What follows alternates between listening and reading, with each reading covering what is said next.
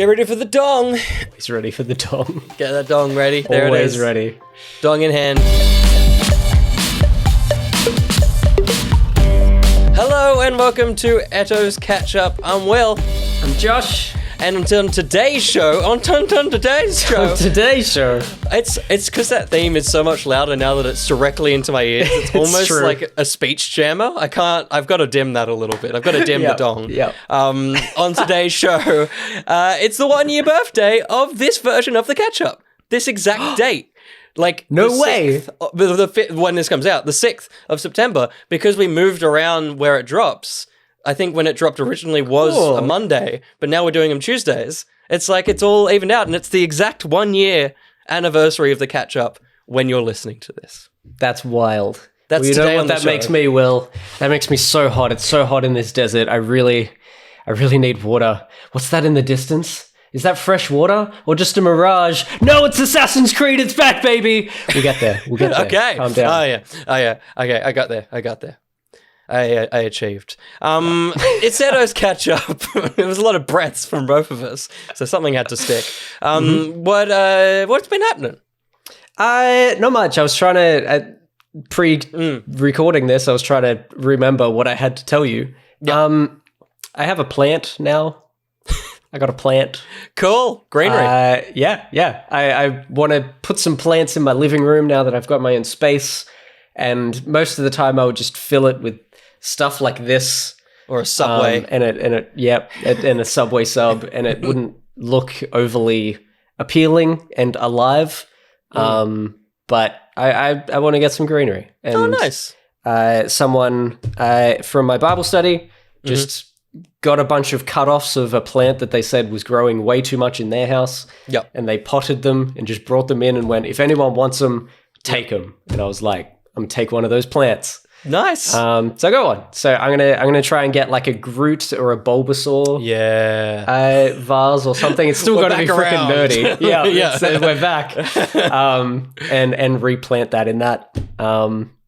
Good. So that'll be good fun. But yeah, sick. Yeah. Can you show me your for the video listeners the potting action again? How does the potting action go? How did I do it? Like that? Yeah. That's it. Yeah, good. Yeah. Just a single. Yeah, just a single pot. Yeah. Well, how many times do you really need to do that action when you're potting something? Because that's Not really not much. It's in and it's done. It's just the one. It's just a the single one. We've done it enough Yep. times.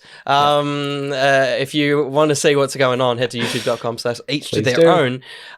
In terms of my catch up, I went. I had a birthday party on Saturday.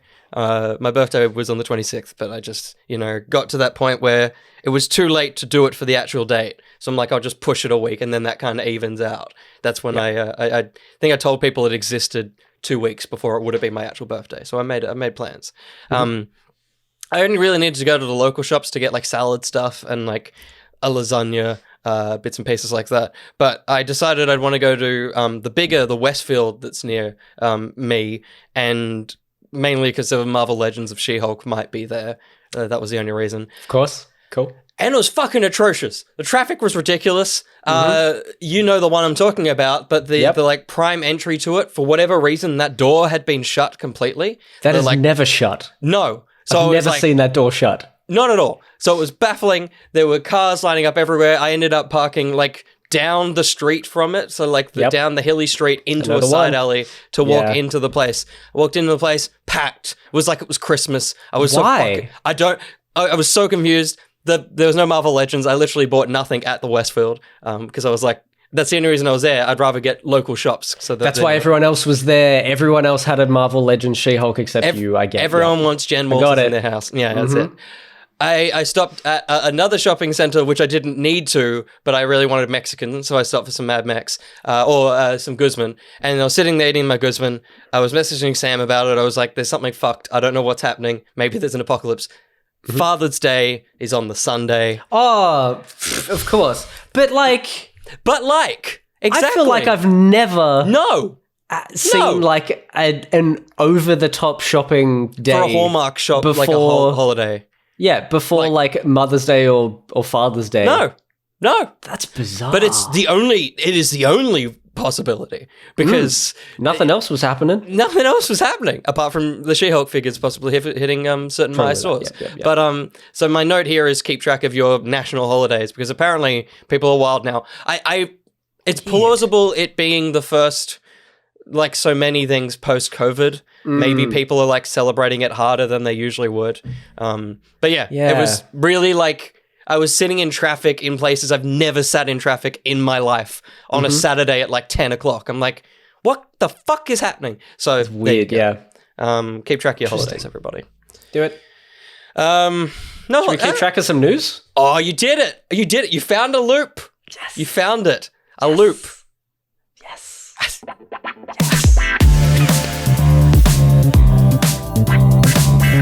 Leaks have suggested that the next, very soon, Nintendo Direct is just sweating with Zelda at every orifice. I am so keen. I don't sweat much unless I've left my electric blanket on 3 during the night, and then I will be sweating the entire night, and I will wake up throughout the night and be like, man, it is so wet, but I can't be bothered to roll over and turn this down. So I just go back to sleep, drenched. Sweating.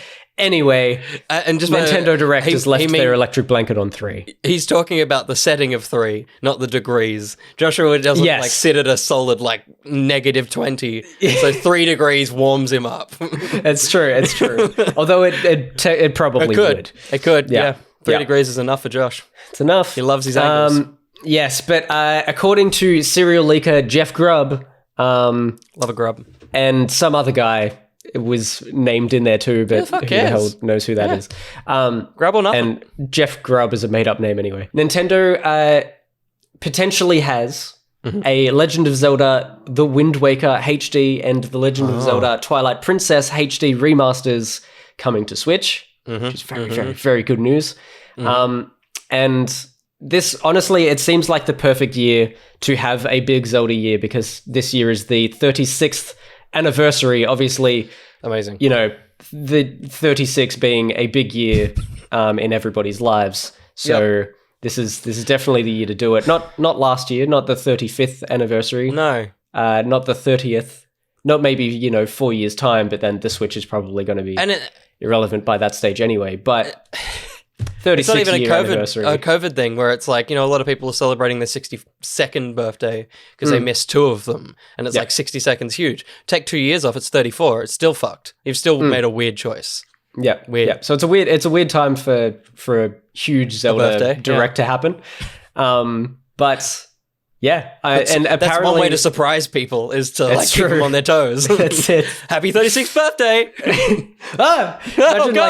Imagine having like a surprise, like a huge surprise birthday party for someone where they walk in, everyone jumps up, yells surprise. You've got like relatives from another country, and it's your 36th birthday. It's like, why now? Wait a couple of years and do this. Come on, and your birthday is in June. Even better. Love it. But apparently, also according to Jeff Grubb, there is another huge remaster potentially in the works, which is the Metroid Prime series. Breath of the Wild. Oh, okay. Yeah, which is great. Imagine. Which is awesome. Yeah. Yes, because that is a series I've been wanting to play for a really, really long time, and I stupidly borrowed the Metroid Prime series. I think a lot of them were on GameCube, maybe. Yeah, okay. And either there was like a Nintendo Wii remake, or I just borrowed the trilogy off a friend of mine. And I had it for over a year and never played it. And I really regret it. I really regret not playing it. Every time I looked at it, I'm like, I'm going to play you. And then I just never did. So, yeah, looking forward to hopefully that being true. Because I would love to play more Metroid. The Metroid, whatever the last one was called. Yeah. Being the first and only one that I've played so far, other than like maybe half of the first Metroid game on NES or Super Nintendo, whatever it was on. Yeah. Yes, but oh man, I'm so keen for a lot of Zelda. Please just get it in me. I will wake up at whatever time and stream react to this for sure. It has to be soon, right? Like, I mean, I know that none of that really talks about Breath of the Wild 2 much, but like, assumedly there'd be some sort of tease in there. If this is a Zelda specific showcase, direct, and like just in general, I think Nintendo really all they've done this year is a bunch of little like the Kirby game that just came out, like a lot of fun small things, but they haven't had a Metroid Dread. They haven't had like something like that this year. It's just like, it's all been tiny games. So it feels like they'd have to, even if they are just a bunch of remasters, just something meaty for Nintendo fans. Yeah. I guess Bayonetta feel like is something, I think that's supposed to be this year, but we'll see. Yeah, so I would imagine if there are these sorts of remasters, it would be like end of the year. Like it'd be perfect for a Christmas release. For either the remasters or Breath of the Wild 2. If not, I would imagine early next year. But yeah, totally. Probably not Breath of the Wild 2. Probably not. Not this year. Probably no. Hold on a little longer. But you don't have to hold on that long for a little bit of Emmys. Even though the proper Emmys aren't until later this month. They held the Creative Arts Emmy Awards over the weekend. I thought you were talking about some fans of ours. Yeah, no, well, I thought that's really why it's here is, it's a name check. Just to make sure, because, there might not be a reason to talk about Emmy this pod, but I'm about to say Emmy a lot of times. So even if we don't talk about it for like 5-10 more pods, we've kind of got it sorted here. Covering our bases early. Yeah, so Creative Arts Emmys are kind of all the ones they've kind of carved out of the main show to streamline it, and then, in the main show, just put a fuck ton of musical performances that no one wants, and stuff like that. So they've removed awards that should maybe be name-checked on stage, because these are people that have put time in, and then they've put, Cardi B whapping about. Whapping about. What a phrase. I'm sure I'm the first person to coin whapping about. But yeah, so we got a bunch of winners. I've kind of condensed it down to the names that we're familiar with. There were a lot of awards for like Dope Sick, Euphoria, a couple of other things that, I know a lot of people are probably into. These are the ones that we're going to be able to be excited for or question. Starting with a questionable one for Outstanding Character Voiceover Performance, Chadwick Boseman as Star-Lord T'Challa. Now, put against, who have we got? We've got, first off, the one that, of these two, should have won, Jeffrey Wright as The Watcher. Yep. Of the two, he should be winning there. F. Murray Abraham as Khonshu was also up there. Okay. We've got Jessica Walter as Mallory Archer in Archer. Now, Jessica Walter also passed away. So this is a posthumous one as well. She was in that show for 15 years. Yeah. So, maybe give her the award. Yeah. I don't know. Or why now? Yeah. Yeah. Why not over the last 15 years when she was alive and could have accepted it? Yeah, I hate posthumous stuff. It's bullshit. Yeah. And I love Chadwick Boseman. Great. But yeah, this one I completely disagree with. There's also Maya Rudolph as Connie, the hormone monster in Big Mouth. Now, that one, I don't think she could win. I don't imagine Maya Rudolph doing much else but her voice. Okay. Stanley Tucci is Bitsy in something called Central Park. Cool. Stanley. Fun. Good on you. And then one that I'm excited, it's made me want to watch Bridgerton, is Julie Andrews as Lady Whistledown, which means that she only voices a character. Yeah, interesting. In a live-action show. So I'm intrigued by that. Yeah. Because is Julie Andrews, kind of a hermit now? Kind of. I mean, yeah, she was a literal fucking crab in Yeah, she doesn't Aquaman. turn up. She just seems to voice things. But interesting that there's, a voiceover of a character in a live action. That's what I'm intrigued by. That's not a joke either. What is this played as? I'd love to know. So interesting, yeah. Either way, I think a stipulation should be that you cannot win as a voiceover artist if you've played that character in live action. Because that feels like you're just, of course you're good at it, you've already done it. Whereas all the other people are doing a new voice for something that has never existed, and they're not just... Anyway. I hate that he got the award. He doesn't deserve it, but also sad. I get it. It always happens. Heath Ledger, same thing happened.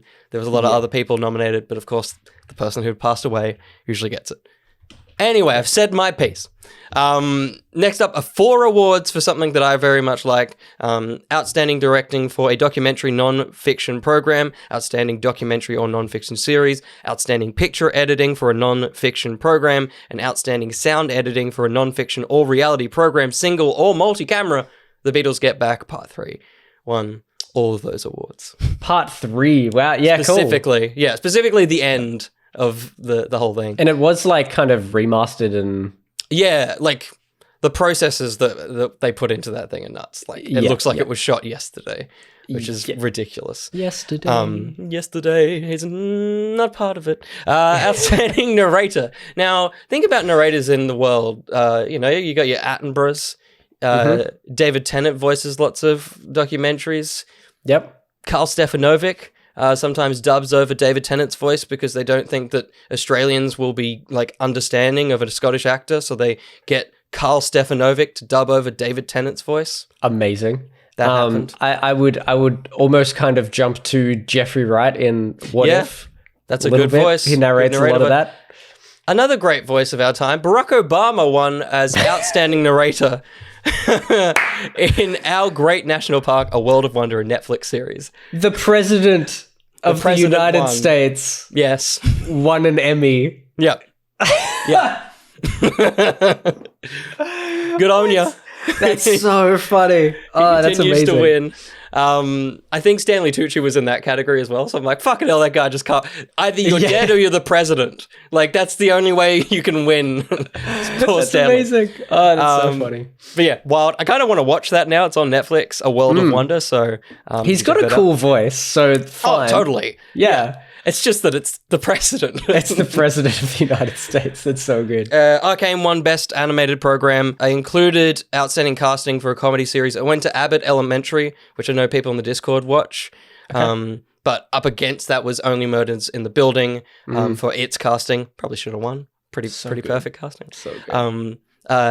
Also interesting, outstanding cinematography for a multi-camera series went to How I Met Your Father, which means that show looks good. Does that mean we have to watch the original? No, I don't want to watch that. I don't want to go all the way back there. I think it's too much. It's fine.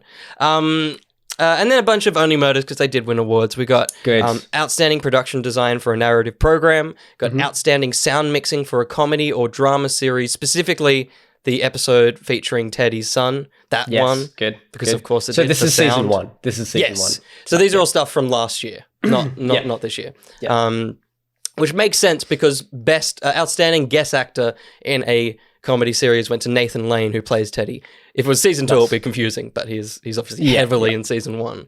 For sure. So yeah, 3 awards there, which is always lovely. Cool. And then a few for Stranger Things, outstanding music supervision. So basically just keeping consistency across the series, which is very true. Outstanding sound editing for a comedy or drama went to Stranger Things. It's very vines writhe wetly. I guess there was very good sound. Yep, true. I always find that a weird combination. I feel like I brought this up one of the last times you mentioned Emmys being comedy or drama because they're often so different. Yeah. So when you said that, I think I hung on to comedy, forgetting that you said drama, and I was about to make a joke to say Stranger Things because I was like comedy, so funny, which it's quite funny from time to time, but it's not a comedy. No. And then when you said Stranger Things, I'm like, wait. What was the second one he said? Drama. Well, for main Emmys or the other one, Golden Globes, they group, and I think this is what you're thinking about, comedy and musical, or it's like drama and musical or something like. Yeah, it's weird what they group. Very strange. And speaking of strange, one more award for Stranger Things, which makes perfect sense. Prosthetics and makeup. Nice. Vecna is insane. Yeah. Crazy that most of that is practical. It's nuts. It's just a few extra writhing wetly vines. Yeah, it seems so unnecessary. Totally, so good. Just let it happen. And then this one's for BMAC. Outstanding television movie went to Chippendale Rescue Rangers. Nice. Least favorite film of this year. So that's all we've got so far. There will be a 2-hour recap of what has happened here on September 10th, and then the actual Emmys, which are like best actors and stuff like that, will be later this month. Link that one. Yeah, let's catch you up on a game. Freaking hell. So the follow-up to Assassin's Creed Valhalla, and possibly, I think, maybe the first time there has been a direct sequel to an Assassin's Creed game that hasn't been, Ezio. Ezio. Yeah. That also has a side character from a previous game who comes back as a main character, which is what this is. Yep. Is Assassin's Creed Mirage. Yes. Basically, a side character from Valhalla, Basim Ibn Ishaq. Nailed it. Basim, call him. Yep. Is in the lead role for this, but he is a supporting character from Valhalla. Sick. It is set in, where did I write it? As the article that I was reading wrote, 9th Entry Baghdad. I'm pretty sure they meant century. So apparently they've said it will feature a more condensed world to explore. Assassin's Creed games not known for getting more condensed over time. Yep. If not much, much worse.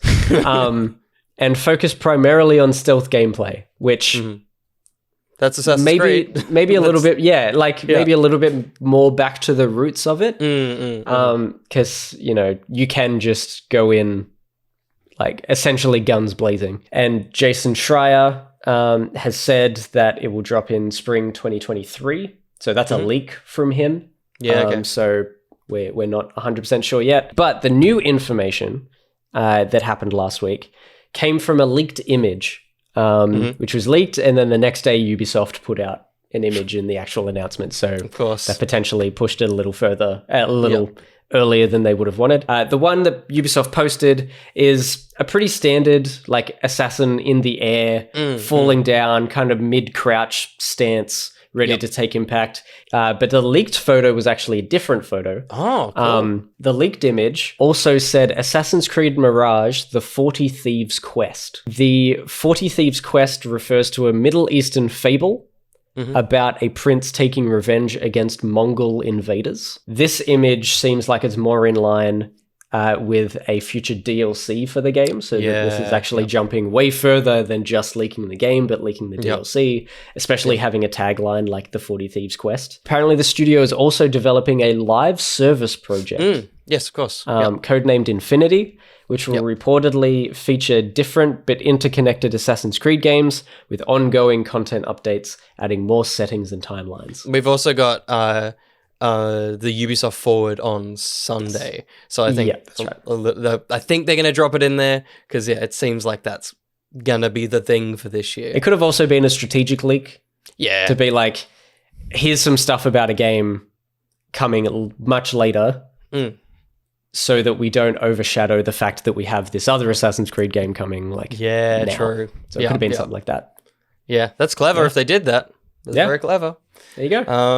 And a man that's been clever for decades now is Mr. John Williams, and the famed composer. I did a good thing. Recently debuted the theme song for one of the new characters from Indiana Jones 5. On Sunday, he held there was a concert for him. I think he does one every year at the Hollywood Bowl. And I don't know what he played beforehand. But took to the stage, and he basically said he was recording the score for Indiana Jones 5 that week. And had recorded this theme, and James Mangold, the director, came up to him and was like, why don't you just play that on the weekend? He's like, movie doesn't come out for a while. He's like, yeah, but it's cool, so play it. And so he did. Cool. And the theme is for Phoebe Waller-Bridge's character. You'll remember her from the show Fleabag, but for nerds, she plays L3 in Rogue One, the Lando's droid. She also, I think, helped write No Time to Die as well. She's one of the lead writing credits on that. Wow. She's cool. Impressive woman. Yeah. Incredibly talented. And she'll be playing the character, I wrote it down, Helenia. And she is basically a 50s Hollywood actress kind of style, femme fatale, as John Williams said. And the theme is it. It is so much more golden age of Hollywood than he's ever written. It has the essence of the Indiana Jones themes, but it feels different and it feels unique to it. And the cool thing is, obviously the film is set in that era as well. So I'm excited to see if the whole score has that treatment. That this film's going to feel like a golden age movie, because the other ones kind of were a fun 80s action flick, but now I'm intrigued if they embrace the era the film is set in, because they didn't really have films to base the aesthetic on for the other ones, but he's gotten so old now and the movies are set in an era of cinema that it almost feels like that might be what we get, which is exciting. Yeah, and if you want to listen to it, it's on YouTube, easy to find. James Mangold himself tweeted one of the people who had filmed it at the event, so it's not like you're going to be dirty by doing it. It's an intentional bit of hype for Indy 5. Yeah, cool. Very exciting. Cool. Well, if you wanna hear something else from 6 different companies, then you can hear them all apologizing and also handing over so much money to the Pokemon company who is suing 6 Chinese different companies. Chinese different companies? Different Chinese companies. It sounds like the Chinese is a numerical measure. Yeah. They are, so the Pokemon company are suing these companies for copyright infringement and unfair competition. It's claiming over $72 million US, about $100 million Australian, demanding public apologies on major social media platforms, gaming websites, and app stores. Okay. So what have they done? So there is a game called Pocket Monster Reissue. Famously, Pocket Monster is what Pokemon is based on. It's a mobile game where you collect monsters and battle them in a turn-based system that features artwork with, I'm going to say here, quote-unquote, similarities to popular characters from the franchise, like Ash Ketchum, but also the Pokemon. The Pokemon themselves. Yeah, the Pokemon themselves, yeah. From videos on Chinese websites, though, there's a lot of original designs of these monsters. But from this video, there are 2 straight-up unedited Pokemon. Amazing. Just in their game, which is Granbull, which is a character you probably are unfamiliar with. That's from later Pokemon.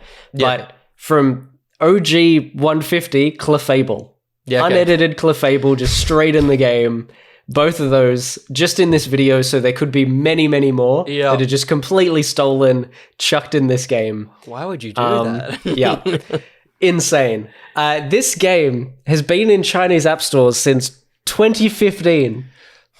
Jeez. And has made over 4 million USD per month in its first year. And the company's profits have only increased every year since then. So that is $6 million per month in the first year back in 2015. And how much are they suing them? Or how much money they want again? 100 mil.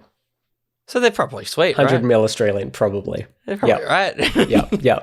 That's nuts, though. It's crazy. So much money. It's so much. And it's been around for so long. But Pokemon has only recently begun making inroads into the Chinese market. Only recently. Yeah, Pokemon Sun and Moon were the first games that received official Chinese ports. That's wild. Which is like almost the last games that came out. Yeah. Pokemon Go has been banned since 2017 due to traffic concerns. But that didn't stop players from finding workarounds and kind of pirating the game to be able to play it anyway. Yep. But yeah, just crazy. It's nuts. It's nuts. So yeah, I think the Pokemon company, having recently just started kind of infiltrating the market, are probably only just now seeing a lot of the Chinese apps that are probably out there. There's probably a lot more of them. Yeah.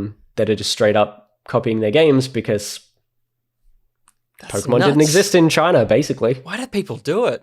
Pretty nuts. Yeah. No, straight up. Well, other wild things that exist in this world and has been in the wild for who knows how long, is Sylvester Stallone. Not the man. Okay. He's out in the wild. You just can't track him. You never know where you'll find a Stallone. Could pop up anywhere. Love it. He's sly, that man. He's sly. Is he Sly Cooper? Was that the segue? Live action Sly Cooper. There's no way this story could possibly be as interesting as Sylvester Stallone as Sly Cooper. I'm gonna find it. I'm gonna find these things, man. I'm on a wire. Look at me run along here. I'm running along a wire. There you go. That's good. Thank you for that. If you needed to visualize that. Absolutely. Do you know the film Demolition Man? I've heard of it. Mm-hmm. I'm aware of it. The film Demolition Man obviously stars Sly Cooper as John Spartan, an unpredictable police officer who is sentenced to be cryogenically frozen alongside a crime lord played by Wesley Snipes. When Snipes thaws in 2032, he enters a world in which all crime has been virtually eradicated, which allows him to wreak havoc. So then they unfreeze Sly Cooper to be like the helpful guiding force because he knows what this guy was like. So that's the backstory in Demolition Man, which sounds like a fucking cool movie. It does, yeah. I really want to watch that now. They didn't freeze Sly Cooper. Instead, they created a mold of Sylvester Stallone in like a really weird pose, and that is a thing that's kind of encased in this like shell in the film. Mm-hmm. This prop, many were created, and during the 90s, the prop version of Sylvester Stallone's cryogenically frozen character hung from the ceiling of Planet Hollywoods across the globe. Cool. So Sydney had a Sylvester Stallone hanging from the roof of Planet Hollywood, which I don't think... did you ever go there? I feel like that was... I don't think so. It was before my... Where were they? Was it Circular Quay? It was across from the event cinema. Like, it was one of the corner venues, like, on the main... Dingo Street. I think it's what one of the venues have turned into. Because I think they've still got the planet. Yeah. The planet's still there. Yeah, sweet. So, okay. So that's where Sly Cooper used to live. I didn't realize that was a Planet Hollywood. Yeah, so that's what that was. But the fun thing is, in an image shared by Instagram user Bay Bellingham, a slightly worse for wear prop was found in an antique store in Katoomba, Australia. Now, sans his cryogenic pod, I'll bring up the photo for video listeners. Yeah. But here he is in a Katoomba antique shop, just strapped to a furniture mover, which is just a naked Sylvester Stallone. Yeah, and he's naked, right? Yeah, and there's the face. Oh my goodness! In Katoomba, just in Katoomba. That's so funny. So it's unclear if B actually bought the body, but there's no doubt once these hit the internet that people just flooded. Yeah. Yep. But the funniest thing I keep thinking about is Katoomba has like fucking thousands of antique shops. So like, and I don't think she ever put like a location tag. So if people wanted this thing, they would have had to find it. They really had to, figure it out. Oh, just like amazing. Sly Cooper, they had to track it down. Had to track him. And run on wires. I'm running on wires. That's all I've from the very little I've played. I just remember he stealths on wires. That's so good. I've never played on wires. Yeah, they're good. They're getting a live action remake. Did you hear? Yeah. Sylvester Stallone, right? Yeah. Sly. Yeah, crazy. That's wild. Sly. Insane. Sly.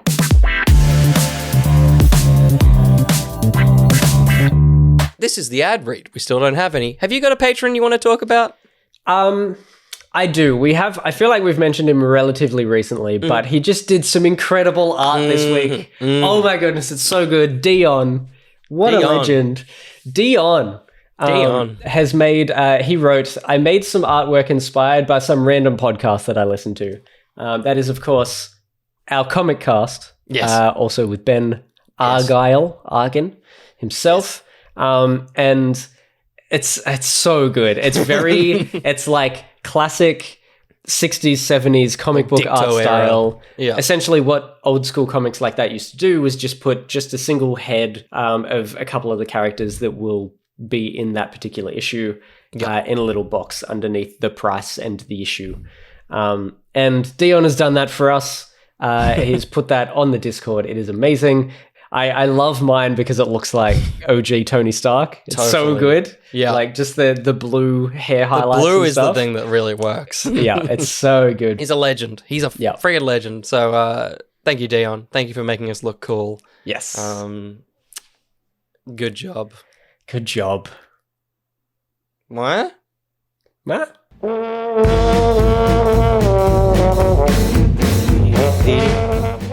Welcome to Cues from You. These are cues from you, and if you want to submit some cues from you, you can go to patreon.com/each to their own. $3 will get you into our super secret Discord where you can submit cues from you. Nailed it. There was no weird noise, right? That was nothing happened. Perfect. No, absolutely not. Noise removal, nailed it. Definitely perfect. You go first. I have not. That's fine. I'm going to go first. I've grabbed one from Goth Martha Stewart, who simply asks, it's not very simple, it will take a moment for our brains. Okay. If you could wipe any comics book or series from your memory to experience a gibbon... What the fuck just happened? A gibbon? A gibbon? I want to experience a gibbon. To experience again for the first time, what would you pick and why? Mm-hmm. I mean, it's a cliche one. Maybe we'll both think of our cliche one and then actually realize a good one. But the first edge of the Spider-Verse, or into the Spider-Verse, edge of the Spider-Verse of Spider-Gwen was such a, like, moment because... Because there had been, 2099 and stuff like that, but there hadn't been a Spider-Person that felt as interesting and as grounded as Peter Parker. Like, obviously Miles Morales, but that's a very different situation there. Whereas this is like a brand new universe, an art style that we'd never really seen before from Marvel, and it was just like, holy shit. The color combination and stuff and the art style and stuff has just taken off. Like, that just exists now in so many other forms. Absolutely, yeah. Like, it really birthed a different thing, and it birthed the idea of Spider-Gwen. And it's probably... I wonder if it is... I mean, you've got a lot of Marvel Now stuff, but it's probably one of the most expensive comics we own now as well. Yeah. Next to, like, Hawkeye #1 and stuff like that. But, probably Spider-Gwen, that is a single issue as well. The comics that have spinned off from it, it feels wrong, but I'll say it. Spun off from it. Yeah, spun. Yeah. Have also been good, but it's that first issue that was just like, it was a cool origin as well, the way that, like, her Peter Parker died being the Lizard. Like, there was just so many elements that they pulled in that in those first, like, 3 pages, I was like, oh, I need more of this character. So I'd say Edge of the Spider-Verse, issue number 2 is my first pick. Is this like a single issue? Is that what we're talking about? Or like series as well? They said book/series. Okay, so you can go with either. That one came to mind. Yeah, sweet. Oh, yeah. I know what one I should have picked for a series. Yeah? Hawkeye? No, I was going to say Spider-Man Reign. Or that. Yeah, absolutely. But please, Hawkeye away. Yeah, because I was going to say Hawkeye, just because that is a phenomenal series, and I kind of wish I read it during the run rather than after it's already been hyped and it's already like won all its awards and stuff. It just would have been really cool. Well, after us standing and going, ha ha, stupid book. Yeah. Every single time we saw it and we liked Hawkeye. But we just were like, silly book. We just like, never bought it. Never bought it. So dumb. And then it cost us so much more later. I feel like I would jump to... we're going back to Spider-Man again. He's just got so many good stories. The lead up to issue 700 of Spider-Man where Peter Parker dies, that run, like kind of the whole run is great. I haven't read... Well, I've heard the whole run is great. I think you've read a bunch of it. I've read a bit of it, yeah. But yeah, I read maybe like from 10 issues leading into it. Or at least the start of that final arc leading into Peter Parker dying inside Doc Ock's body and Doc Ock taking over from Peter Parker and then becoming Superior Spider-Man, and then that whole run is also a lot of fun, really fun, interesting concepts there. So I would probably say that one because I really, really enjoyed reading that series. And that's kind of like, that was my first point into buying Marvel Comics, because I think I went to, like, I've said so many times before, I went in and it was just issue 1s of everything because they just started Marvel Now. And so it was issue 1 of Iron Man, Thor, Avengers, Captain America, just everyone. And issue 700 of Spider-Man. And I was like, that seems important. It seems really important. And it freaking was. To the point where I bought 3 issues of it because I thought it was that important, and then got one of them signed by Stan Lee, all of that stuff. So, yeah, very, very cool. I think I would say that series because... that's good. Yeah, I don't know. It kind of means a lot to me in my comic book history. Yeah, totally. Yep. And just on Spider-Man Reign, it's just a comic that has makes so many bold choices page to page that it's like, it would be nice to be shocked by that issue again, that comic run again, because It is. It'd also be nice to find it, but you know, that's an issue for another time. Yes. Where the fuck is it? Yep. Definitely. Weird. Can't find it. Oh man, I wish we could. And I look. Yeah, anytime every shop we go to. Yeah, we try. It just doesn't exist. It only exists in Guardians of the Galaxy. Yeah, that's right. The fuck? In the video game Guardians of the Galaxy, it's one of the comics that is on Peter Quill's shelf. So I would love to try and contact the devs. The devs and ask them about it. Yeah. That would be really fun. So specific. I think wild. I might try and do that. That would be really that'd be really cool to do. Report back. Yeah. We'll see. I have a question from Dolphy Pants, but spooky. Oh, he said an underrepresented genre in ETTO has been horror. He said, I know Will has mentioned playing the Resident Evil games, and we don't speak of the Until Dawn streams. But do you enjoy horror, and do you have any favorite horror video games, TV, or movies? That's a good point. I think, and it's a funny one because I think we both enjoy them. It's just not a genre we flock to. Like, yeah. I think I struggle with horror a little bit. Like, yeah, okay. It's not something I'm all that interested in. But in saying that, I do have at least a favorite horror movie. Yep. Which would be Brightburn. Oh, interesting. I really liked Brightburn. Yeah, cool. I thought it was really cool. I know they're never going to make another one. But no. But yeah, I thought it was it was good. I thought it felt like enough horror for me. Mm-hmm. And it was still within the superhero kind of universe, so it all kind of worked. Yep. But yeah, I thought it was an interesting twist. There's so many like horror twists on Superman already, like the sort of all the dark twists, has a breakdown and that sort of thing. All the ways that it could have gone wrong. But yeah, I quite enjoyed Brightburn. I don't watch a whole lot of horror. I did when I had a girlfriend that was very into them. I didn't enjoy that. The viewings of things like The Human Centipede. Fuck. If there was any movie that I wish I could wipe from my mind and never watch again, it would be that. That's fair. That has messed me up on numerous occasions. I don't know who that is. I'll have a look. The director? No, the actor. Like, I just wrote the centipede. The very hungry caterpillar. Horrifying. Oh God, he's hungry. He's very hungry. He's delightfully it's just a guy that looks terrifying, but he's definitely been in stuff. Oh yeah, he's been in the Human Centipede. Yeah, I've never seen that one either. Do you have a horror game? I feel like I don't actually have a horror game as a pick. I don't feel like I can't. But the tricky thing for me is I don't get scared. Like I'm not. That doesn't work for me. And I didn't think I didn't get scared until I watched both The Invisible Man and Nope, separate occasions, with Finchie at the cinema, and it was like watching him be afraid consistently and watching the cinema be afraid, and I was just like watching a movie. Like there was no extra layer to anything. It was just kind of like a film. So like I enjoy it. I enjoy horror as a genre because I'm always intrigued because there's very little you can do in horror apart from be tropey. And so it's always, I watch them to see what they do differently.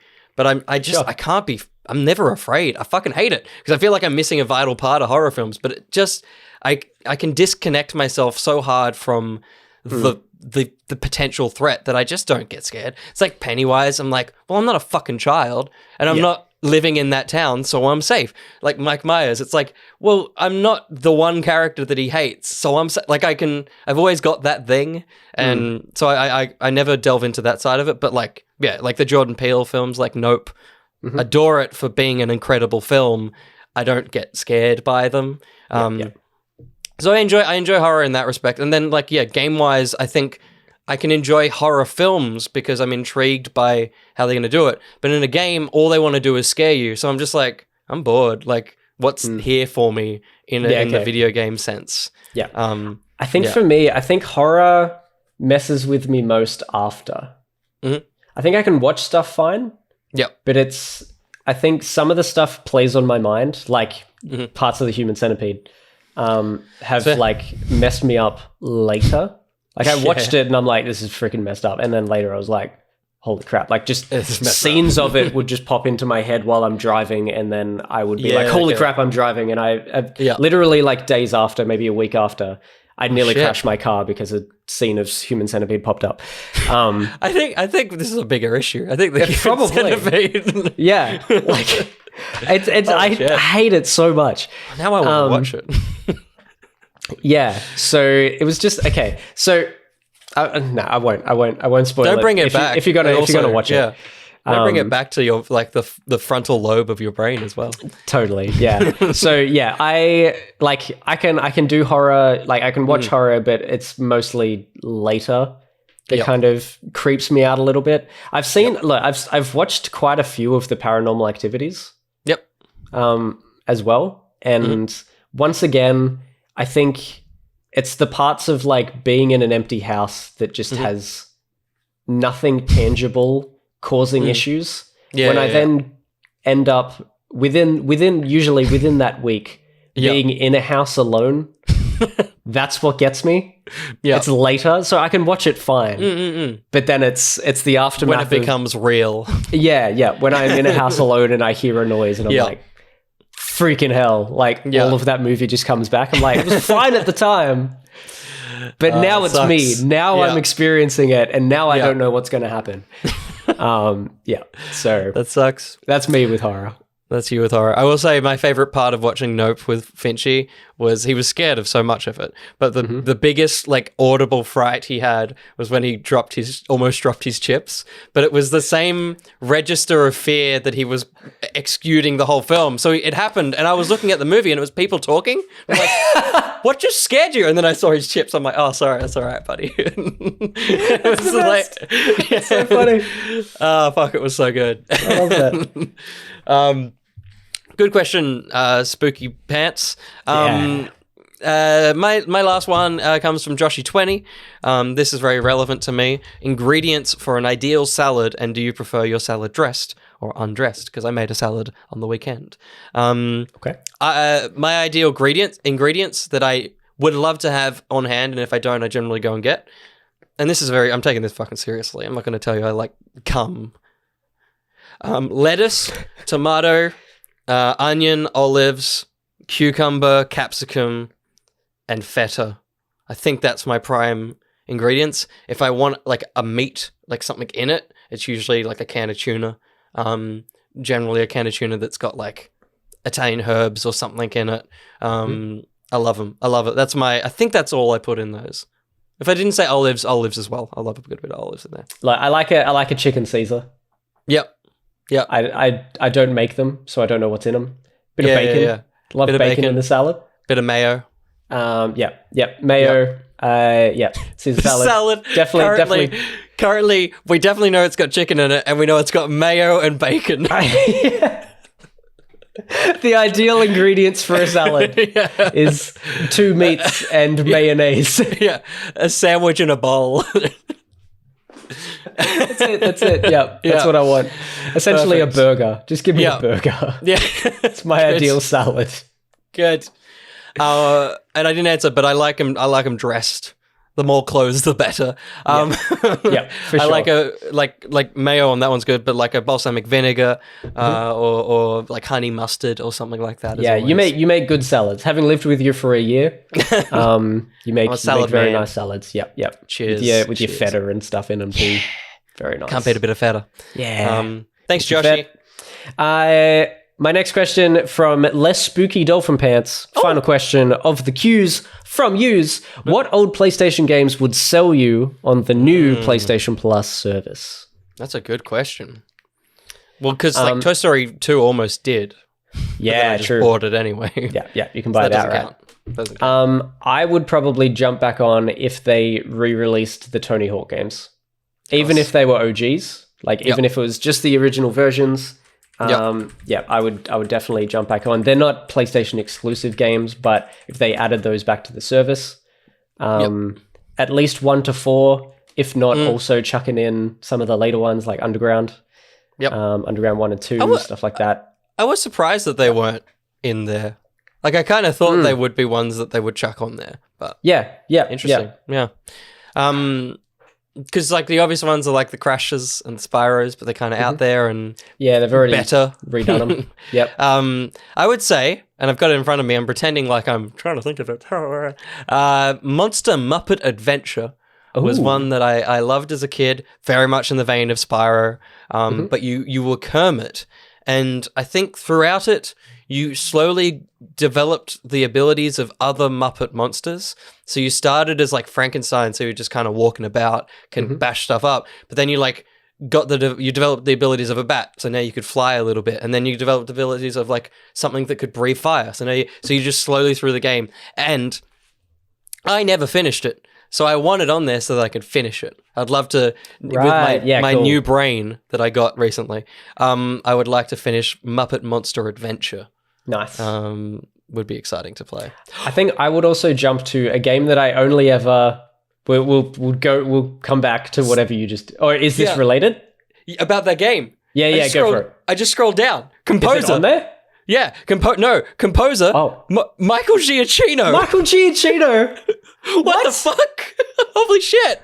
That's so weird. Oh my God. That's why you loved it. Yeah, apparently. That makes sense. I just love the music. I gotta listen to that music now. That's amazing. Continue. I thought you like thought of another game or saw something else that you were like, let's talk about that. Yeah. No. Holy shit. Another game that I would actually there's a couple. The old Spider-Man remakes. That and like superhero movie tie-ins that would sell me on the service if they brought those back. Yep. But the original one that I also thought of was I rented this game so many times from Civic Video near us. And it was so much fun at the time, at least. The Rugrats game. The Rugrats PlayStation game was so good. Absolutely. Rugrats in Paris pissed me off, though. That sucked. That game sucked. Yeah, I never played it. I think I was I did go see Rugrats in Paris, the movie. And then I think that also, I think the same day that came out, or at least the same day I saw it, was the day that Rugrats All Grown Up was released on Nickelodeon, and then that started, and that was weird, and I started to try and watch that, but I think that was a little bit out of my age range at that point. But the OG. Yeah, the OG Rugrats game was so good. I still remember one level where they flipped the entire game, and so you were on the ceiling, and like you were running past the lights that were still hanging. Like so were like chandeliers and stuff, but you were on the roof for some reason. I don't remember the context behind it, but that was so good. That game was a good pick. I would definitely jump back to that. But there is a game coming up in my Rex. Oh, that I did play from the PlayStation 1 era. That's exciting. Should we get to the Rex? We can get to the Rex. Let's get to those. Oh, I forgot. We didn't get any new title cards for the Rex seg. Do we have the old one though? I think it's still in here. Yeah. Let's find out. Rec. So if you want to give us a title card, so much softer that time than I remember you being. So reserved. Yeah. Rec. Yeah, I don't know what happened there. It's not a re-record. It's the same one as usual. But if you want to submit a title card for the audio watchers, you can head to our Discord and chuck it in the catch-up channel. Yeah. Because we want to see some cool stuff. Or terrible. It doesn't matter. It does not matter at all. Yep. Nah. Good fun. Do you want to kick off the Rex? Because you teased it, you tantalized it. Yeah, I can. Or do you want to round us out with that exciting, tantalizing? Yeah, I'll round it out with that. I do have some movies because usually we do movies then games. Yeah. So on Saturday I watched Top Gun, the original one. Oh, nice. Yeah. Top Gun and Top Gun Maverick are the same film. Yeah, they are. Yeah, they are. I didn't know because I had never seen it before, but it is the same movie in almost exactly the same way.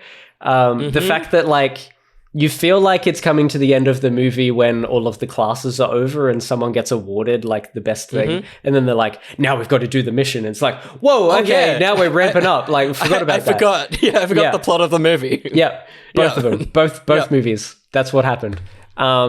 Goose playing the piano.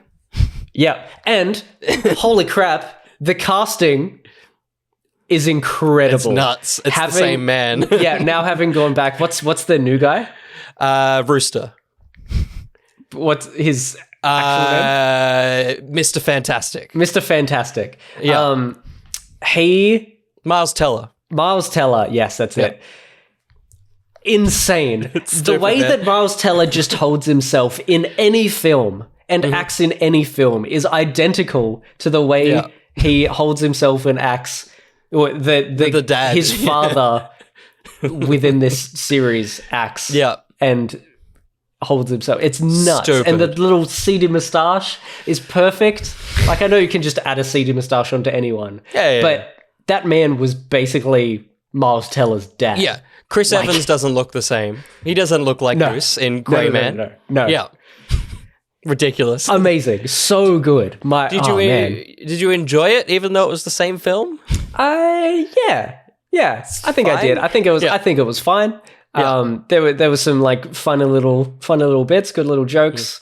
Yeah. It was interesting going back and seeing the connection between it and stuff. And having watched it, knowing that his is it Goose, whatever, is gonna die. Yeah. That was like, I forgot. And then as soon as things started going wrong, I was like, oh no, damn it. I love that guy. He's not alive. Also, Meg Ryan. Yeah. What? Where'd she go? Did not realize that was it. But they also had the line, which I think is from a Meg Ryan movie, I'll have what she's having. That's a Meg Ryan thing, right? Yeah. What came first?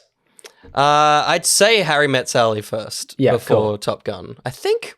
I'd assume so. It would be weird if the like iconic line was from the second time it happened. Yeah.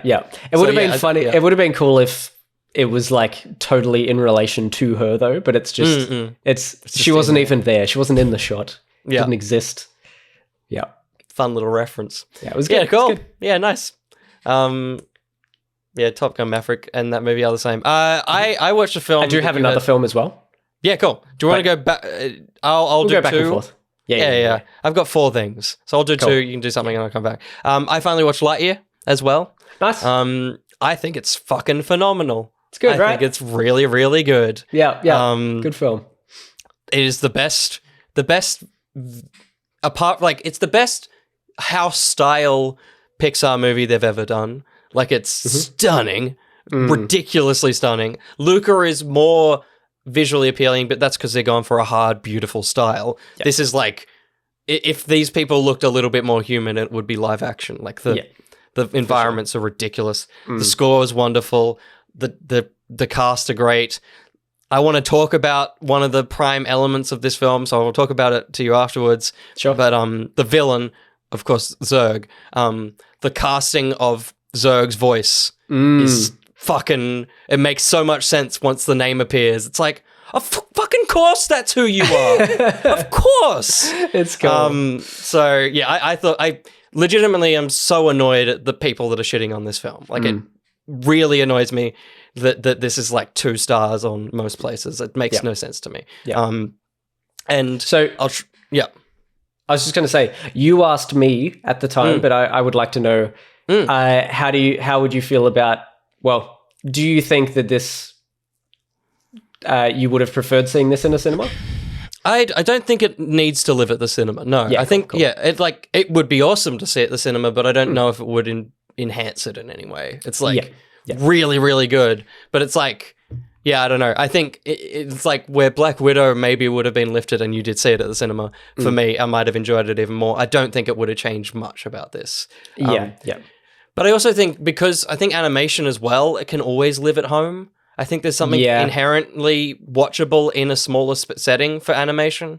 And I love my sound system and all that. So I think totally, it lives on Disney Plus well. And some of it didn't seem as like big and grandiose in a way. Like there it's a small story. Yeah. There are like big movies that you're like, that is a like, you know, your Lord of the Rings and stuff. That's like, you know, that's made for cinema. Yeah. But this maybe not so much. So yeah.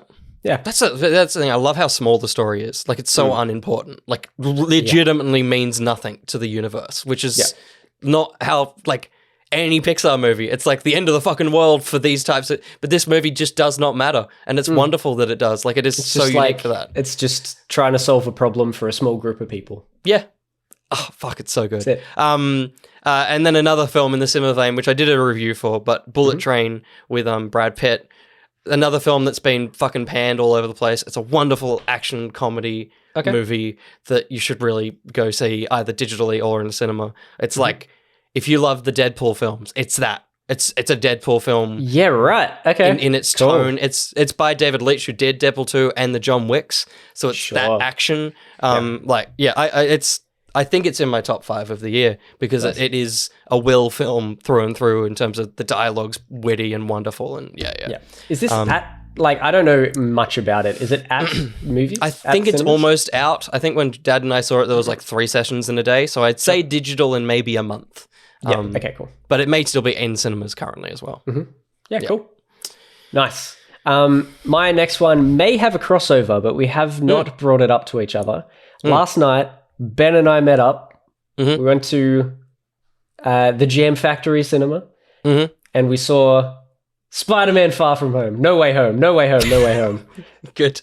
So Spider-Man No Way Home, the extended cut. Do we have a crossover here? I forgot to put it on here, but there is a crossover in having watched it, yes. Nice. Awesome. Yep. So I forgot I watched it purely because of what it is. For sure. But but Ben and I contacted Ben, I think on Friday or Saturday, and was like, hey man, you free to go see it? And he's like, yeah, let's do it. So we went and saw it last night. Fun. It still made me cry. It's still a great movie. In exactly the same places. And there are some parts, like some of the additional parts, you're like, they seem a little bit crammed in. Like it doesn't flow as well. No. With some of the additional parts. Yeah. But them as individual parts are still great. Yeah. Like, I still really enjoyed a lot of the individual extra scenes that they added, but it halted parts of the movie and it didn't flow as smoothly as... Totally. And the thing is, like, you know, it's barely spoilers, but there are, like, obviously extra bits with the boys. There's an extra bit with Matt Murdock. And that is, I think, the best element. Where that Matt Murdock bit is like, why the fuck wasn't that in the movie? Yeah, like, what the hell? That directly, like, links so to, well. Like, that was the one that extra works bits. Perfectly. Yeah, ridiculous. But the other things that there's a lot of extra Betty content, and all that Betty content is for socials. It was all released on TikTok as like interviews with cast members. That's the social stuff. So it's not for the fucking movie. So they've implemented these elements, which, as you say, feel really out of there because they were never supposed to be in the movie. They're not shot on film cameras. They are just edited to be for social content. So it not only halts the film, it makes the film feel cheap and not in a fun, like the way all the Betty stuff is, where it's like a fun school show. It's like, this is weird. Like, what's happening here? Because the social bit where she interviews all the teachers and Peter and stuff, the social content was on a black backdrop. So it's a heavy green screen. So when they shoot those bits, it's this gross, like, fake classroom in the background, which just looks wild. And I thought that was meant to be, like, on purpose because all of their school stuff was on a bad It's always a bit, but that's, I don't know. That stuff sucks. The post-credit scene is like, it's a fun idea, but I don't think it gets the message across in the way it's trying to do. Like, it's funny. Sure, yeah. Okay. But it's like, if you hadn't seen the things that they're referencing there, it's kind of like, okay, like, yes, this is the message that you're telling me. Yeah. Is what, like, it feels like the Betty stuff is horrible and misplaced, but those extra lines, and I'll say the extra line from Andrew Garfield, which is, I really want to see the holes. Yeah. It is, again, and that scene and like you would assume that's where the chunk of the content is. That scene flows better now. It does. Like, because so in the movie, good. his arms move all around the place, but in this cut of it, he moves to those different positions, and I really hope that they cut it with creative in mind when the movie came out, and not because they were like, we'll re-release it with these bits. Because it's frustrating that the Matt Murdock bit and that bit especially weren't in the original, because it's like, oh fuck, they were the bits that felt jarring, that felt weird, and now they're working, and it's like, we may never see, if you don't go to the movies to see the fun cut, you may never see that happen, because they won't release that. Yeah. So it's like the extra, they nearly doubled the length of them just chatting on the Statue of Liberty. It's so funny. It's so lovely. So wholesome still. Like even more wholesome than it was before already. Totally. Because it's so much more laid back. Like Tobey Maguire actually kind of is a human being in that moment. Like he has real human emotion, which Tobey Maguire never shows. Yes. Yeah. He was great in that. Yeah. So once again, though, I cried in all the bits that I cried in the other 3 times that I saw it. Yeah. So it's still just, it's such a good movie. I, having not remembered or not realized that the Betty Brant stuff was social content. I think I just saw the sketchiness of it as this is just the school show. How sketchy their school stuff was. Because I enjoyed some of the lines and stuff. Again, it was definitely, it felt like jammed in there. But yeah, that sort of stuff. And I'm so glad just as a specific scene happened with Tom Holland's brother. Yes. As it started, I was like, I forgot they shot this. Yes. I'm so excited to finally be able to see the scene that they'd talked about before in interviews.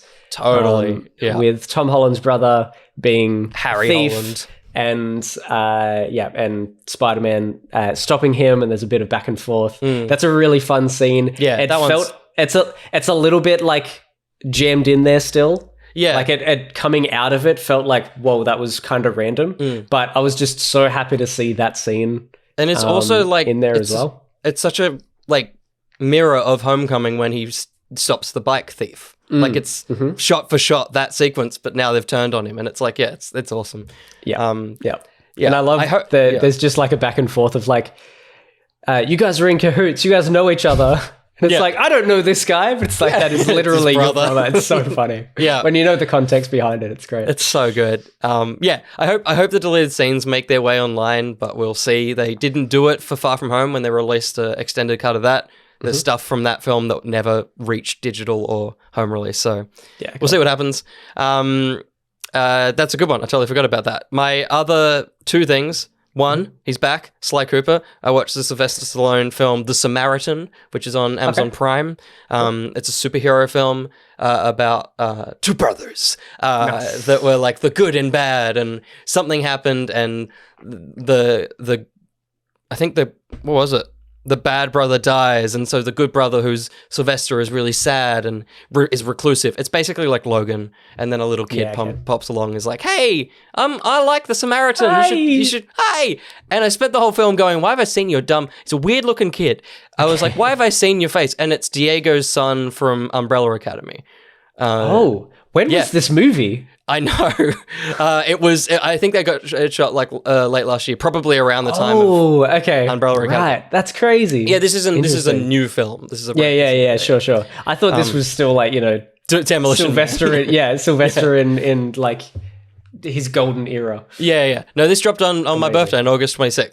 Cool. So it's a great one. It's like, I think it's like just over 90 minutes.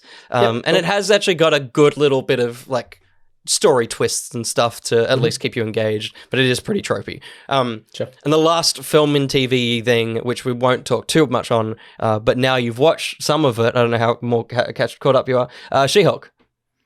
Yes. We didn't talk about last time because you hadn't watched any of it. Cool. It's their best show so far. I love it. Yeah, it's so much fun. Yeah, definitely. Ben agrees as well. There's a few. Yeah, good. I've talked to quite a few people who very much agree that it is such a good show. Really, really enjoying it. Yeah. Pocket's enjoying it? Yeah. Everyone's loving it. I have no problem with any of it. Like, it's a weird thing to watch because I don't finish it, and this isn't me. Like, I need to criticize it in some form, but I just finish it and I'm like, no, that was a perfect episode. Yeah, another one. Always There's fun. nothing wrong here. Yep. Yeah, love it. Oh, God. I hate that it's on Thursdays, though. It's so far away. It's like, really in annoying. A week, it's just like Wednesday to Thursday is a very big jump. Mm-hmm. Weirdly. After Hump, it's just a very far, distance. Anyway, very good show. Talk about game. Talk about game. Do you have game? No, I do not. I have comics. You don't have game? You have what? I have comics. You have comics. Very good. So I've talked about before, I was playing The Pathless. Yes. So also last week I had COVID. You did 2 weeks ago now. Yeah. So I took Friday off work because I was exhausted after recording last catch up. You heard him. He was dying. I was falling apart. I was trying to show Will my apartment, and I'm pretty sure my phone was just doing this the whole time as I'm walking around because I was uncontrollably shaking for most of the rest of the night. Yeah. And yeah, it was insane. I was so tired. So he definitely had COVID. Oh yeah. Finished The Pathless on Friday. Yeah. Platinum The Pathless on Saturday. Very nice. Started Rollerdrome on Saturday. I basically didn't leave the couch except to go to bed. Good. Between, Thursday night and Monday morning. Good. Finished Rollerdrome on Sunday. Yep. Hell no, I'm not platinuming Rollerdrome because holy crap, that game is hard. And I loved it. Most of the rest of the platinum, well, there's a lot of trophies and stuff that are finishing it on the harder difficulty.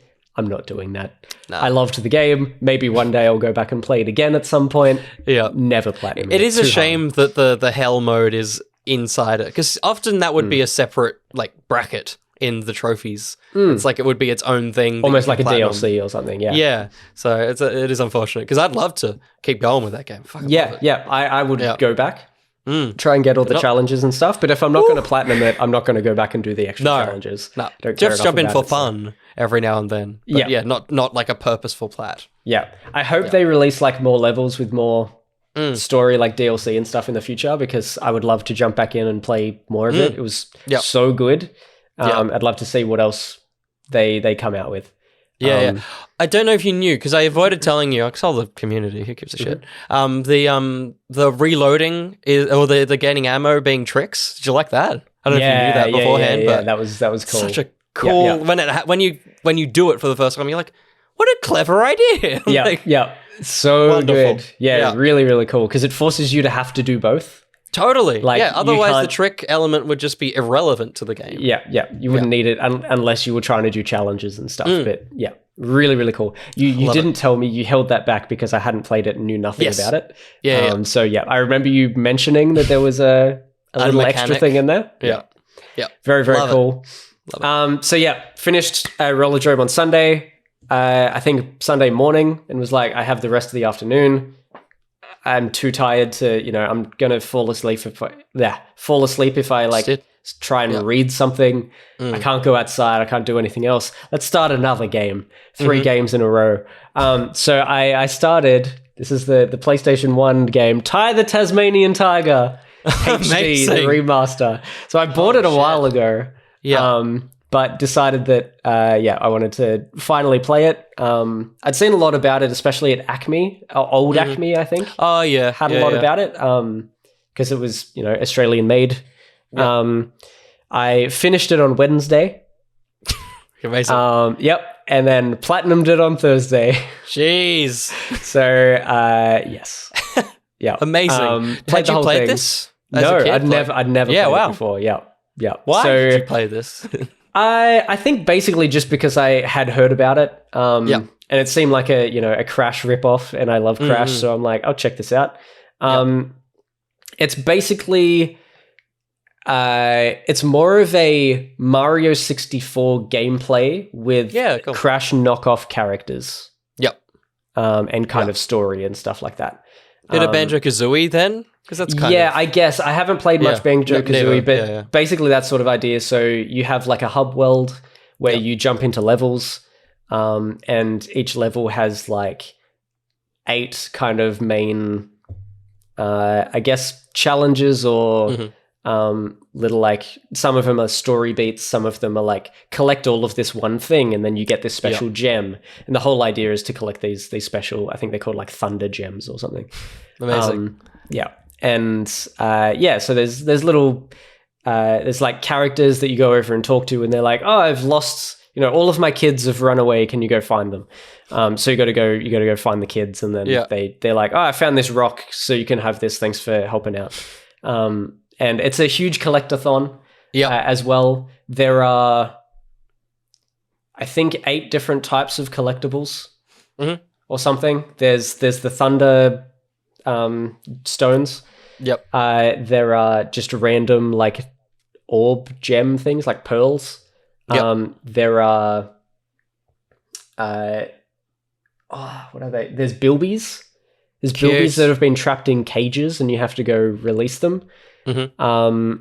There's rainbow shells in the hub world, only in the hub world. Yeah, wow. There's picture frames. Yep. Which is really weird because the picture frames, there's like 10, I think, picture frames, random picture frame things, which I think are hidden.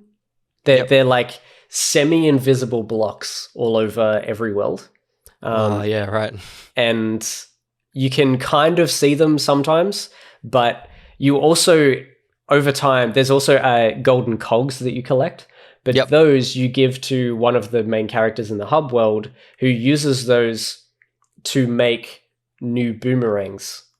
And there's like 12 boomerangs or something, all with different abilities. And one of them's like a sonar. So when you go into zoom mode, you can see these hidden blocks easier. Yeah. And the boomerangs, when you have them equipped, they beep louder as you get closer and closer to these hidden ones. So you can kind of follow the beep, but then when you get pretty close, you can turn on your sonar and look around. See exactly. See where they are. So after I finished the game once, I went back and did all of the collectibles and got all the cogs. I think I only actually had a couple of cogs left.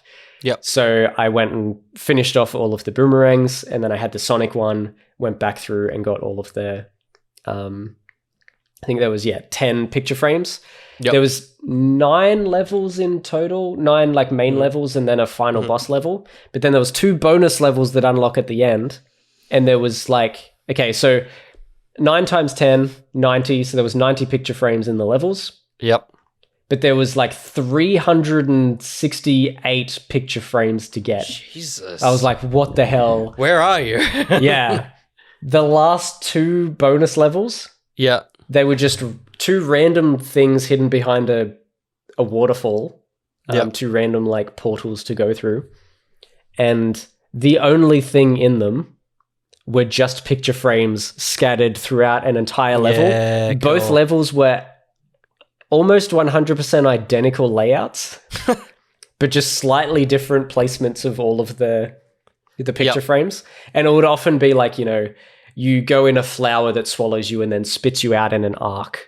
Yep. And there's like 10 that's just like just getting them all. So it was like that, and they're all in that. So when I jumped into the levels and saw that there were so many picture frames in there, I was like, oh, thank goodness. Like, I thought they were all going to be hidden, and it was just going to be this absolute monster of a platinum to end up getting. But it took like an hour to clear out both of those. Good. And get the final plat. So it was good. Very nice. 2 plats in a week. Yes, but it's called Ty the Tasmanian Tiger HD. Yeah. I feel like I didn't have my glasses on watching the cutscenes. It didn't feel very HD at all. Yeah, okay. The cutscenes are all pre-rendered. Pretty sure they're the original animations, so they haven't redone those. You can't upscale that. Yeah, and maybe just like a few more polygons on characters and stuff, but otherwise the textures didn't seem overly fresh. Weird. Maybe the water looked a little better. I don't know. But I don't know how much of a HD remaster is in it, but it was crowdfunded to occur. Yeah, cool. So most of the credits were the crowdfunding names. Yeah, cool. there was a lot of people that backed it. Just a couple of other like notes about it that I found quite funny. If you die, you end up back at a checkpoint, and the checkpoint is the dunny. So that's a toilet. Good. Very Australian.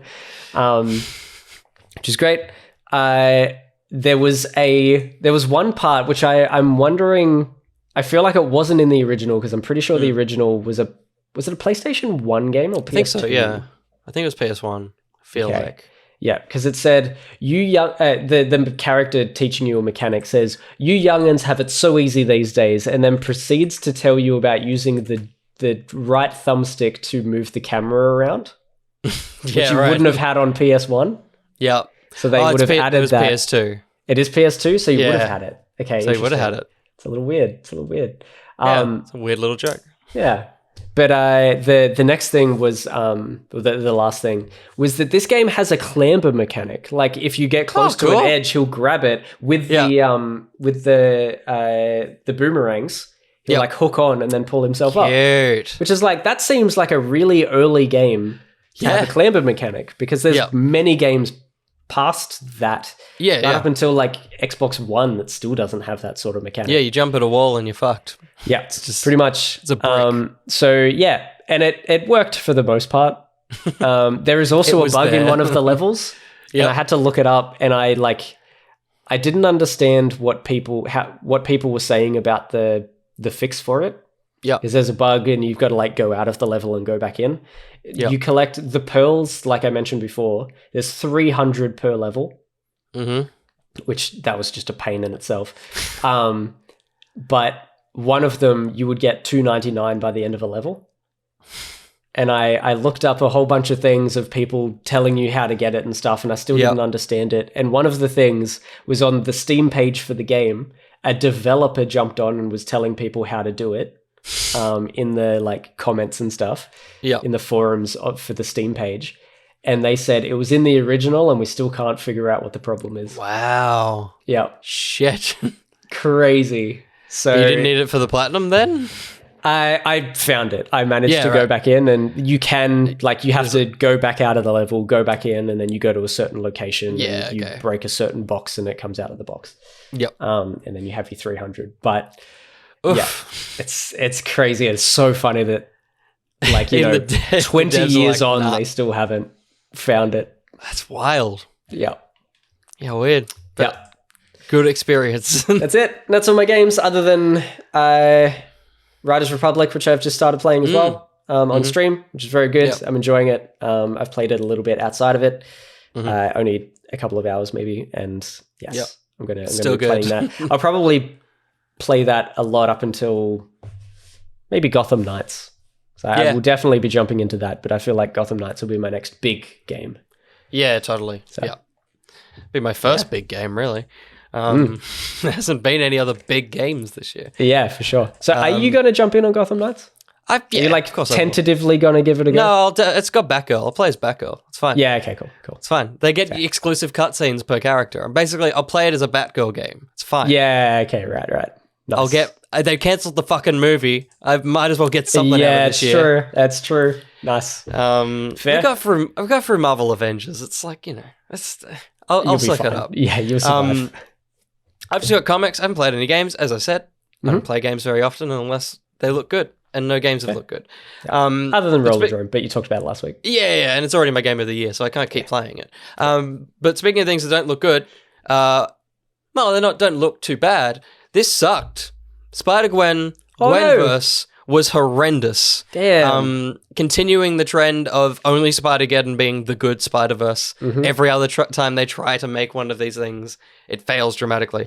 And I think this fails in the same way all of them do, in the sense that they don't actually have an idea. They just want to do it. Yeah. Spider-Geddon, for whatever reason, functions so much better than Spider-Verse. Spider-Verse just was such a clusterfuck of ideas. They brought in the time vampires and all this random shit. The main premise of this one is that someone in the very far future is killing Gwen variants from across time, and it's not clear why she is, and I don't think they ever really state why she is, and this is not really a spoiler. Read issue 1. She's very down on herself. The whole point of it is for her to realize she is actually a good person. And that's kind of the crux of it. But I still don't know why someone was killing them. In the same way, I don't know why the time vampires wanted to kill spider people. It's like they never have an idea beyond, we just want to do the thing. Yeah, yep. That's what this one kind of feels like. Also, art-wise, I don't love this. I was talking about it in Comic Cast, which will come out later this year. Yep.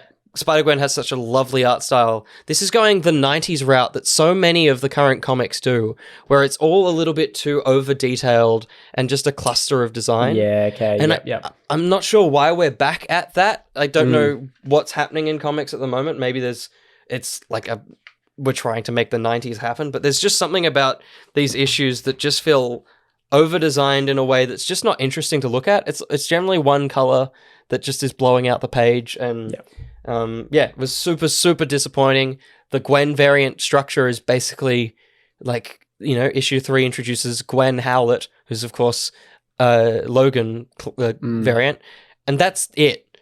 Then she's just a grumpy one. They introduce the Thor one, she just talks funny. Like there's nothing behind it. At least the Spider. Yeah, there's no meat to these cool variants they're introducing, and the spider one is generally like spider people. Like there's so many spider people. There's different, like, instead of a Peter Parker, it's Spider-Man. Like it's Aunt May and stuff like that. Yeah. There's like Hawkeye's daughter, which is a separate spider person, and it's more spider people. Whereas this is just playing on the name Gwen. Yeah, and then you have you've got the crazy like horror one where it's one that turns into a freaking maniac spider. And and then there's Spider's Man, where Spider-Man is made up of thousands of spiders. Like there's cool ideas in there. They could have done it. Dang. But it really just boils down to she is the character and that is it, which is really weird. And it's annoying. So I'm setting the bar low. I never want people to not read a thing or watch a thing or play a thing that they're excited to do that with. That's not what this is, but the bar has been set low, so maybe you'll really enjoy it. That's, the hope. But on the flip side of that, a comic series that I talked about in the news a while ago has started, and I've read the first 2 issues. I think issue 3 is out this week, which is Rogue's Gallery. Nice. Cool.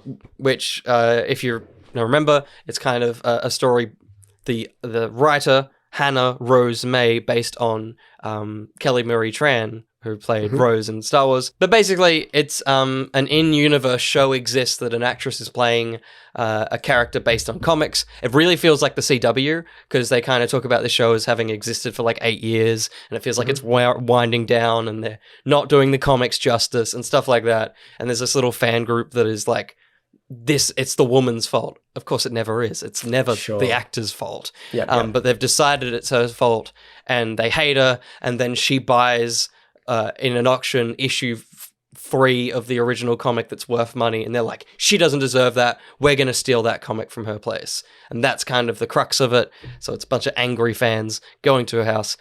Very much more than stealing a comic occurs. That's only 2 issues in, and it's really fun. The 2 issues basically happen concurrently, because it's like this issue is about the fans, and then this one is happening at the same time of her side of the story leading up to them getting to her house. So it's a great like 2-issue structure that's really a good hick. What's the publisher? Image. Okay, cool. Yeah, nice. Yeah, so it's weird seeing like this on the back. Like it is such a lo-fi comic publisher. There's no ads. It's just comic, which is delightful to read. Nice. And the art style is lovely too. It definitely, that's a great shot there. But it definitely hits the Marvel kind of centric tone. But it's almost Hawkeye in its simplicity of color palette and stuff. So yeah, nice. And the brilliant thing is, being kind of an Image comic, I think issue 1, despite having come out a while ago, is probably still available. So if you do want to read and pick them up, otherwise I'm sure the trade will be out in 3 months or so. So that's true. Yeah, that's it's been comics. So long since I've been to a comic shop, I feel like I've missed a whole bunch of things. I know I've already missed a Spider-Man. I think I couldn't find it in the comic book shops in the city. Damn. And I've been meaning to try and get to the one over near closer to where we used to live. Yep. But yeah, haven't gotten there yet. But yeah, I'm really hoping to get there this weekend or something. Yeah. Fingers crossed. See what happens. Fill up with some comics. Yes. Is that all the recs? I think that's it. Rec. Dead. Give us Dolphin. Rec. People, please make us a little card that can go there. Please. Welcome to the end of the ETTO's Catch-Up, the 1-year anniversary of the first ETTO's Catch-Up. Welcome. And it's been a bumper one because it has been a bumper one. An hour 46 at the current recording. It'll probably get cut down a little bit. Yeah. I hope you've enjoyed this. I feel like this, production-wise, is what you should expect from ETTO's Catch-Up going forward. Yeah. Last week we were really settling into talking on a Discord again. I feel like we were talking over each other, just falling over each other all the time. But I think we've remembered how this functions now. I also had COVID. You had COVID. I was falling apart. You had COVID with a capital COVID/ID. Yeah. It's always got a little dash in there. COVID. Cough it up. COVID. No, fuck, you've got COVID. Keep that cough away. No cough ID. Don't cough ID. Fuck no. All right, that's the end of the podcast. So close. If you want more of our faces and you're currently listening to us, well, you must have gone to any audio place and typed in ETTO and you're listening to us. But if you do want to see these faces, youtube.com/each to their own is where our faces live. And also in Sydney and in Melbourne. You can also see our faces live on twitch.tv/etonline. And if you want to give us money, Josh, where can they go? Patreon.com/each to their own. That can get you into our super secret Discord as well, where you can see some awesome art from people. Oh, yeah. Like Dion. So not good. us. So freaking not us. Not us. Yeah, as we mentioned last week, we would love to be able to art. But we unfortunately cannot. We cannot. Yeah. And there's just beautiful people in there. We have new people seemingly nearly every month joining the like comic cast crew of people that are giving their notes in and stuff, which is really cool. Like I love that we had, our original crew early on, but it's really cool to see that growing and becoming a thing, which is awesome. So thank you to everybody who is joining. I think the latest has been Milk Please. Yes. In this week's comic cast, so jump on, get ready for that. I think Ben said he really wanted to have it done very, very soon and out, so look out for that in the future. Absolutely. That'll be on everything, YouTube and Spotify and wherever you get your podcasts, wherever you listen to this. And speaking of Ben, there's no That Figures this week, but there is That Ben. There's an unbenching of something very exciting that Ben had purchased a while ago. Cool. So that's ready to go live on Wednesday. So look forward to that. That's kind of it, apart from Friday, speaking of Ben. Yes. We're back! Freaking back! Melbourne mates. Halo hunks, whatever you want to call it. We're back. We are going to be playing a different game. I don't know if we won't announce it just yet. It'll be in the schedule for the week that goes out. But we are choosing a new game. It's not a Halo game because we got word this week, I think, last week, whenever, that Halo Infinite's co-op mode has been delayed once again till November. So we're hoping this game will potentially tide us over till then. And we have another game that we have been wanting to play that will take us probably quite a bit longer once we get there. But yeah, we're just padding out the next few months until Halo comes out. Not padding out. We're not just padding. This is a game that we've been discussing since doing this Halo series from maybe Halo 2, which was months ago. That was when you checked out of the Halo series. That's right. Pretty much. The second game. That's it. So there's another game we've been really, really wanting to jump on and play. It's a game that I have owned nearly since its release. And since then has also been given a co-op mode. So maybe that will give you a hint about what it is. But if not, you'll just have to wait till Friday. You have to wait till Friday. And speaking of Ben and you, D23 on Saturday at 6 a.m. our time, AEST. There's other times for other places in Australia and the world, is the Disney and Marvel video game showcase. It's one of the very few stream panels that are being streamed out of D23, which is happening this weekend. So we're going to be watching it. We're going to be seeing some Marvel Spider-Man 2. We're going to be seeing some Indiana Jones. We're probably going to be seeing that Midnight Suns is now no longer a top-down game because apparently that game has been worked on like crazy and things are changing. Maybe a Wolverine. Maybe some Wolverine. Bit of Wolverine. Yeah. Maybe Avengers will be interesting. Ooh, you never know. Imagine if it was. Impossible. And then on Sunday at 3 a.m., Ben and I are going to be awake hoping that they give us something. I've also found out that Disney Plus 3 a.m., right? Yes. Sunday, 3 a.m.? 3 a.m. AEST. I've also found out that D Plus Day, which is the thing that we fucked around with last year, is happening on like Thursday. So there's possibility that the things that we are anticipating for the Sunday may drop there. So we may not need to be awake then, but we'll see. We'll see what happens. Either way. Lots of exciting content. Yes, it really intrigues me that the Saturday 6 a.m. thing is Disney and Marvel games. I'm just trying to think what Disney games. Yeah. They're putting out. Like what goes under the banner of Disney? I guess Star Wars. Yeah, Star Wars. Yeah, Fallen Order. More Fallen Order. And you know what's on Sunday?